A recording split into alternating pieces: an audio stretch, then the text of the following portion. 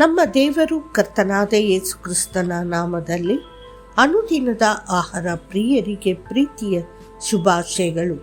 2025 October ತಿಂಗಳ 11ನೇ ತಾರೀಕಿನ ಶನಿವಾರದ ದೇವರ ವಾಕ್ಯವು ಸಂಸೋನ.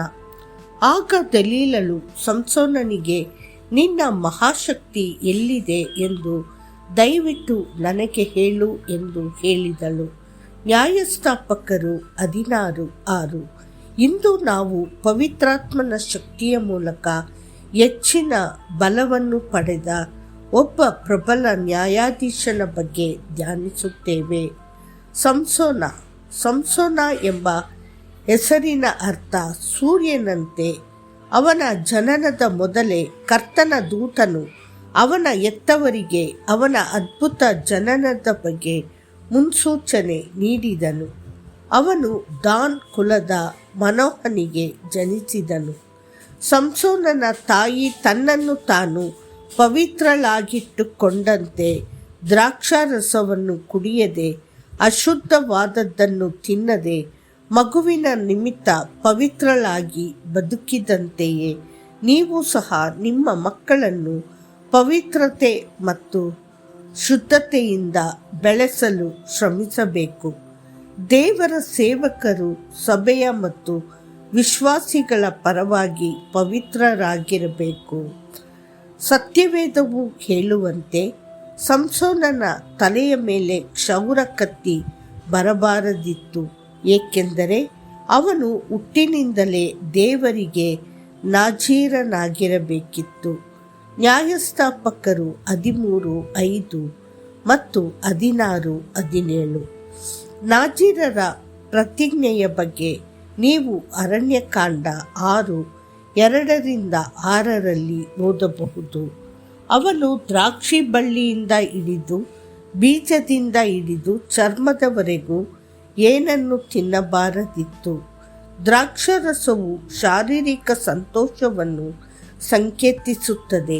ಅದೇ ರೀತಿ ದೇವರ ಮಕ್ಕಳು ಕಣ್ಣಿನ ಕಾಮ, ಶಾರೀರಿಕ ಕಾಮ ಮತ್ತು ಜೀವನದ ಹೆಮ್ಮೆಯಿಂದ ದೂರ ಸರಿಯಬೇಕು. ಅವನ ತಲೆಯನ್ನು ಯಾವ ಕ್ಷೌರ ಕತ್ತಿಯೂ ಮುಟ್ಟಬಾರದು. ಮೋಸದ ನಾಲಿಗೆ ಹರಿತವಾದ ಕ್ಷೌರ ಕತ್ತಿಯಂತಿದೆ.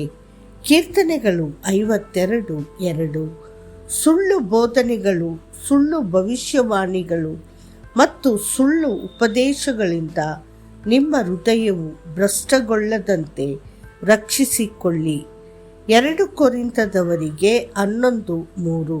ನಾಜೀರರ ಪ್ರತಿಜ್ಞೆಯಲ್ಲಿರುವವರು ಯಾವುದೇ ಮೃತದೇಹದ ಬಳಿಗೆ ಹೋಗಬಾರದಿತ್ತು.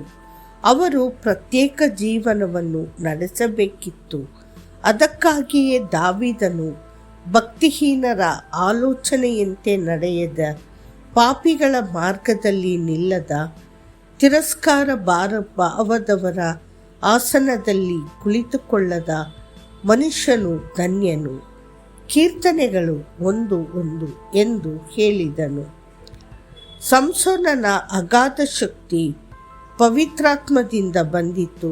ಕೆಲವೊಮ್ಮೆ ಕರ್ತನ ಆತ್ಮವು ಅವನನ್ನು ನಿರ್ದೇಶಿಸಲು ಪ್ರಾರಂಭಿಸಿತು. ನ್ಯಾಯಸ್ಥಾಪಕರು 13:25.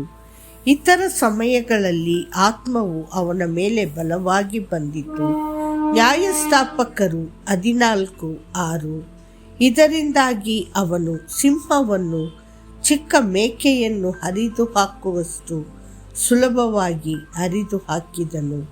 ಆದರೆ ಸಂಸೋನನು ತನ್ನ ಪ್ರತಿಷ್ಠಾಪನೆಯನ್ನು ಅಥವಾ ತನ್ನ ನಾಜೀರತ್ವದ ಪ್ರತಿಜ್ಞೆಯನ್ನು ಕಾಪಾಡಿಕೊಳ್ಳಲಿಲ್ಲ.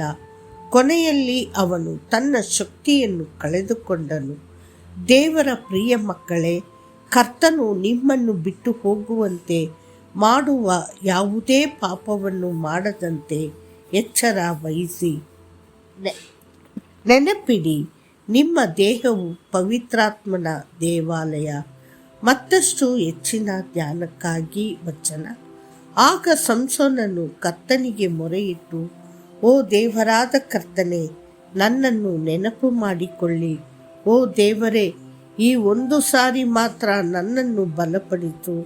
ನನ್ನ 2 ಕಣ್ಣುಗಳಿಗಾಗಿ ಫಿಲಿಷ್ಟಿಯರ ಮೇಲೆ ಒಂದೇ ಏಟಿನಿಂದ ಮುಯ್ಯಿ ತೀರಿಸುವಂತೆ ಮಾಡು ಎಂದು ಹೇಳಿದನು. ನ್ಯಾಯಸ್ಥಾಪಕರು 16:28. ಕರ್ತನು ನಿಮ್ಮನ್ನು ಆಶೀರ್ವದಿಸಲಿ. ಆಮೇನ್.